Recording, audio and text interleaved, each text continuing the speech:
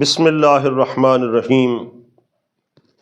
حضور سید عالم صلی اللہ تعالیٰ علیہ وسلم نے جن خوش نصیب صحابہ کرام کا نام لے کر فرمایا کہ یہ جنتی ہیں، عشرہ مبشرہ جن کو کہا جاتا ہے، ان کا بالترتیب مبارک ذکر اس حدیث پاک میں حضرت سعید بن زید رضی اللہ تعالیٰ عنہ ارشاد فرما رہے ہیں، فقال اشہد علی رسول اللہ صلی اللہ علیہ وسلم، میں گواہی دیتا ہوں کہ حضور صلی اللہ علیہ وسلم سے میں نے سنا، انی سمعتہ وہو یقول، کہ حضور ارشاد فرما رہے تھے، عشرۃ فی الجنہ،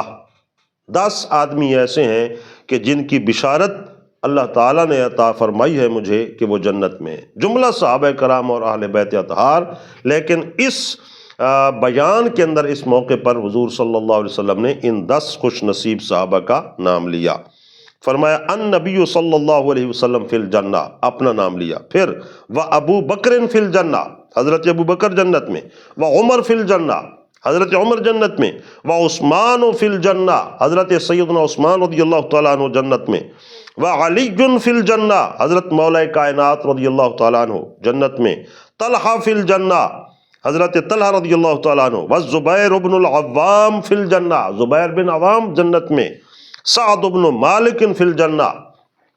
سعد بن مالک جنت میں، وعبد الرحمن بن عوف فی الجنہ، عبد الرحمن بن عوف رضی اللہ تعالیٰ عنہ کے متعلق فرمایا جنت میں۔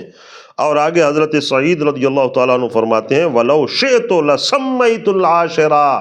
اگر میں چاہوں تو 10ویں کا نام بھی بتا سکتا ہوں، چونکہ 10ویں یہ خود تھے تو اس لیے اپنا نام لینے سے رک گئے۔ قالا، راوی کہتے ہیں فقالوا من ہوا، لوگوں نے جو سننے والے تھے انہوں نے عرض کی جناب کہ وہ 10واں کون ہے، ان کا بھی نام بتائیے۔ فسکتا، تو آپ خاموش رہے۔ قال فقالوا من ہوا، پھر لوگوں نے کہا من ہوا، وہ 10واں خوش نصیب کون ہے؟ قال ہوا سعید بن زید، وہ سعید بن زید ہے، تو یہ وہ خوش نصیب ہیں۔ یہ جو فضیلتیں اللہ کے نبی صلی اللہ علیہ وسلم نے ایک ایک موقع پر کئی صحابہ کا نام لے کر، جس طرح غدیر خم کے موقع پر نام لے کر حضرت مولا کائنات رضی اللہ تعالیٰ عنہ کے متعلق ارشاد فرمایا من کنت مولا ہو فہذا علی مولا ہو، جس کا میں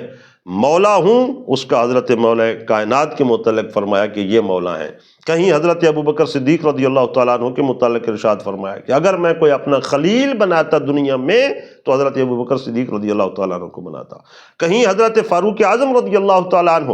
آپ کے متعلق ارشاد فرمایا کہ اگر میرے بعد دروازہ نبوت بند نہ ہو چکا ہوتا اور کوئی نبی آنا ہوتا تو حضرت فاروق اعظم کی طرف اشارہ فرمایا۔ حضرت عثمان رضی اللہ تعالیٰ عنہ